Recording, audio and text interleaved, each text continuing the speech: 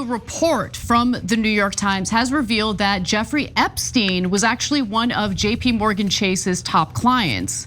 The bank handled over $1 billion worth of transactions for Epstein and even continued doing business with the predator, even when his crimes were receiving public attention.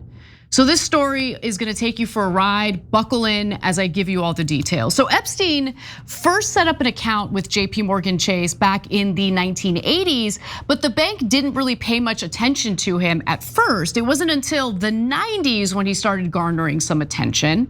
And that was, of course, when he became far wealthier.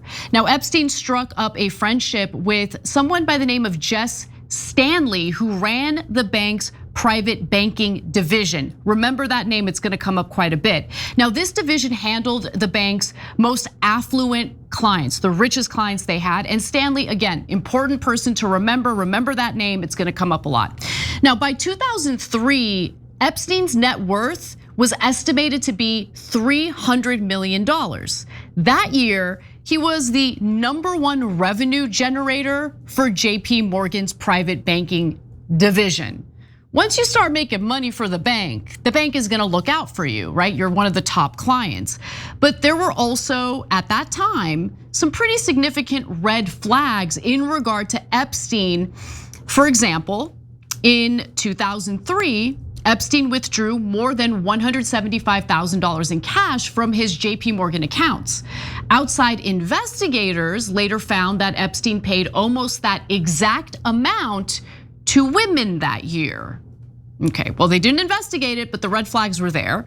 JPMorgan recognized that those withdrawals needed to be reported to federal regulators that monitor large cash transactions, but the bank failed to treat those withdrawals as an early warning system for itself. You know, he's generating some money for your bank. Maybe you look the other way when these red flags arise. Now later, JPMorgan's own anti-money laundering specialists would admit that Epstein's huge withdrawals in 2003 were a signal that he could have been committing crimes. But the warning signs only got worse throughout the years. So by 2005, 2 years later, victims of Epstein's abuse were speaking out. And Epstein's interactions with the bank got a little shadier, let's just put it that way. According to the Times, Epstein's huge cash withdrawals continued, a total of more than $1.7 million in 2004 and 2005, according to records we reviewed, meaning the New York Times, much of which was used to procure girls and young women. And at Epstein's request, JPMorgan even opened accounts for 2 young women without even speaking to them or investigating the personal details of said women. Which, how do you even do that? But they did that. Again, JPMorgan was belatedly acknowledged, or has belatedly acknowledged, that some of Epstein's transactions were suspicious. There were definitely red flags, but said nothing to federal watchdogs anyway at the time. Meanwhile, the bank kept doing business with Epstein, and when I say business, I mean a lot of business. Okay, so JPMorgan would ultimately open at least 134 accounts for Epstein, his companies, and his associates. And Epstein wasn't just paying millions of dollars in fees to JPMorgan, he was also helping the bank find new clients. He was recruiting new clients. So he's doing all sorts of favors and making money, finding new clients for the bank. And here are some of the individuals who Epstein referred to JPMorgan, not all of whom eventually did business with the bank, by the way. So you have Bill Gates, Elon Musk, Sergey Brin, who is the co-founder of Google. And then you fast forward to 2006 when Epstein was arrested and indicted for soliciting prostitution from a teenage girl. Stanley, remember the person I was referring to earlier, that was his first main contact at JPMorgan, insists that he discussed the situation with JPMorgan Chase's current CEO, Jamie Dimon, though Dimon has denied that. Eventually, JPMorgan Chase decided to keep loaning money to Epstein. They kept loaning money to Epstein with the caveat of not proactively soliciting new investment business from him.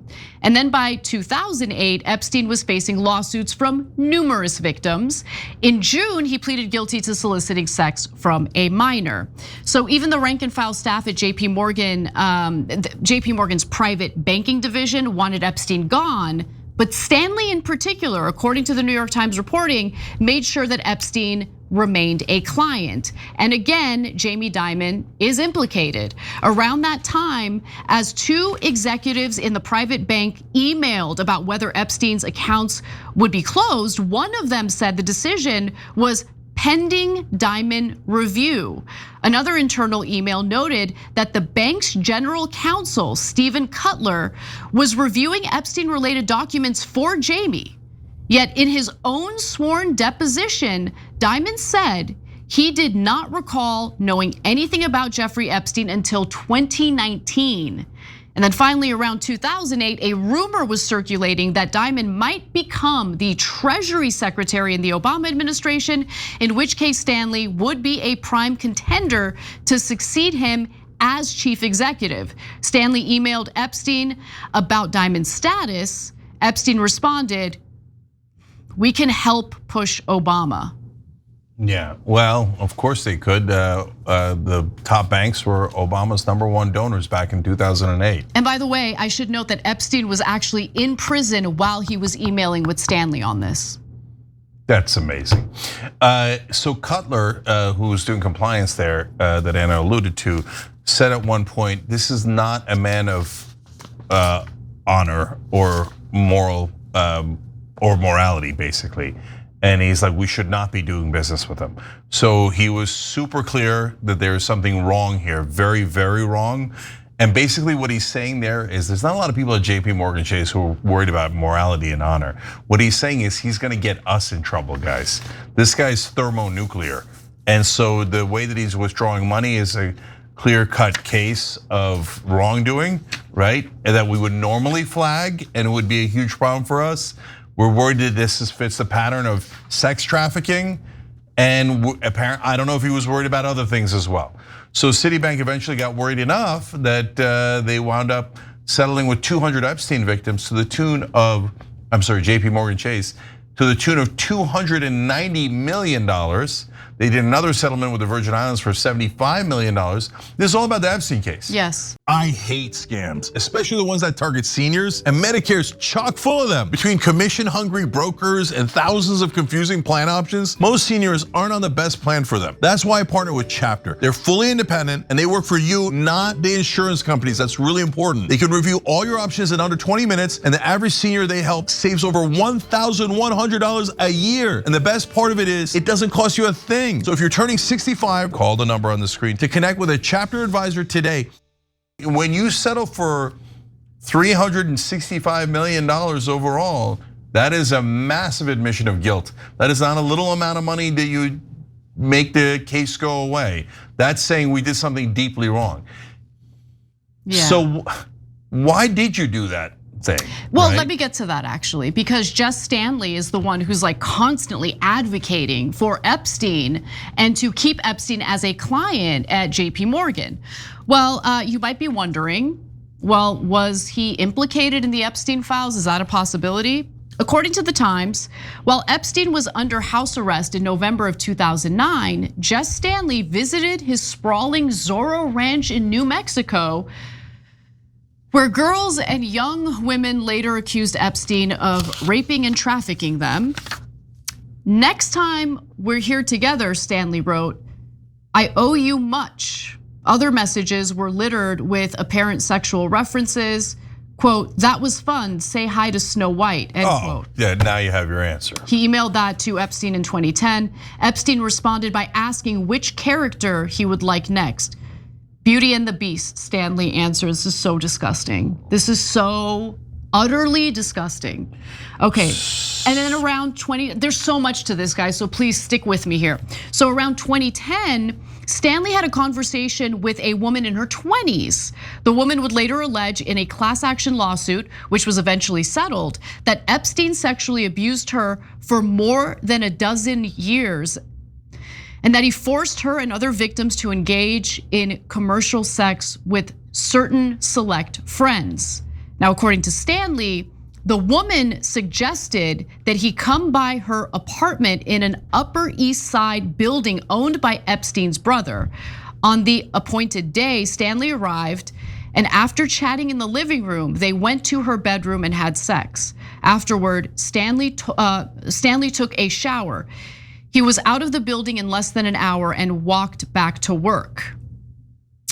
So there's other horrifying details to this story, but the point here is that, I mean, for everything that we hear about people being debanked for small reasons, I mean, in this case, you have all these red flags that this individual that you're doing business with, a client of JPMorgan, is trafficking humans, trafficking girls, okay? There's mounting evidence as a result of the public lawsuits and the prosecution of Jeffrey Epstein that he was preying on minors.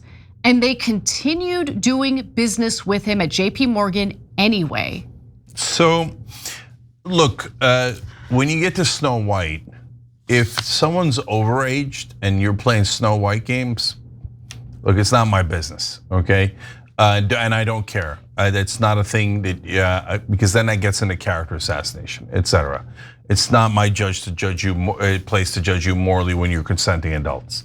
But if you're playing Snow White with someone who's underage, now we're gonna have a lot of frickin' problems, okay?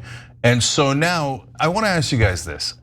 Look, I don't know if the people at JPMorgan Chase overall thought, yeah, we might be opening ourselves up to a ton of liability, which turns out they did, right? And that the money we make from this is not gonna make up for the lawsuits, which it didn't, right? And all of our careers are in jeopardy, but we should do it anyway. Why they made that decision is a very important and interesting question. As for Staley, it seems a little personal based on the reporting from the New York Times. That was a little bit easier to understand, right? And terrible and awful if the implications are correct. But what I can't understand is, how come there's been no accountability for anyone legally at JPMorgan Chase? So we all know they did it. They paid $365 million. New York Times has this huge story explaining how they did it. That we now know that they were guys internally whose job was to put up red flags.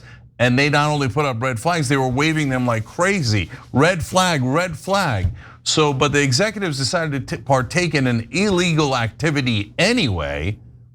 And nobody's even asked, hey, is anybody gonna get arrested for that? Because apparently no one's ever gonna get arrested for anything related to Epstein. And that is weird. That is super strange. And so when people react like, oh yeah, that's no big deal. No, of course, I mean, obviously there should be no accountability at JPMorgan. Why? Why should there be no accountability? Forget the sex part, okay? Don't, but like put it aside for a second. We have a lot of laws to prevent banks from helping people do money laundering, sex trafficking, and all these different crimes. Are we going to enforce those laws against JPMorgan Chase, or are they too powerful and we're not allowed to criticize a bank? I think we should ask the president, who purports to care about law and order only in the very narrow context of liberal cities and the ability to send, troops to those cities to essentially cause shock and awe and not actually do anything about crime. Look, you care about crime, then this is the type of crime that totally destroys society. The type of crime that goes, honestly, like unmitigated because they happen to be powerful people, moneyed interests. It's absolutely disgusting. These are the types of people who should suffer the consequences of their actions for completely ignoring the laws we have on our books that prevent banks from doing business with individuals who are clearly doing something shady here, illegal. And in the case of Jeffrey Epstein, trafficking literal minors. And JPMorgan finally came clean about the full extent of its dealings with Epstein after he had already died, allegedly committed suicide, and Stanley had already left the company at that point. No current executives were made to resign over the matter, and Jamie Dimon still remains one of the most powerful bankers, not just in this country, on this planet. And one final thing that I'll say is, in 2011, Epstein's activity at that point had become so suspicious that many employees at the bank were just, they had soured on Epstein, right? But they continued doing business with him anyway. They expressed their displeasure about Epstein, but kept doing business. None of them took action. So he remained a client at JPMorgan. Meanwhile, in 2011, to the pleasant surprise of JPMorgan's investment bankers in Israel, they were granted an audience with Israeli Prime Minister Benjamin Netanyahu. The bankers informed Stanley, who forwarded their email to Epstein with a one-word message: thanks. No, guys, that is definitive that Epstein had enough power to get the Prime Minister of Israel to show up somewhere as a favor. Yeah. But don't ask any questions. If you ask questions, you're a bad person. You're just supposed to sit here and take it. Don't ask any questions of JPMorgan Chase. Don't ask any questions of Israel. Don't ask any questions of our government. Don't ask any questions at all. There are no clients. Well, wait a minute. If there are no clients, why did JPMorgan Chase settle for $295 million with 200 victims? How could there be no clients if there were 200 victims? Why would they pay nearly $300 million if there were no clients at all? Yeah. So is our government ever going to prosecute a single one of those hundreds of powerful men who did these crimes? And the overwhelming answer both Democratic and Republican Party has given us is hell no. We will always protect the guilty. And you have to presume that means they could do it again. And again, our government would protect them and not us or our children.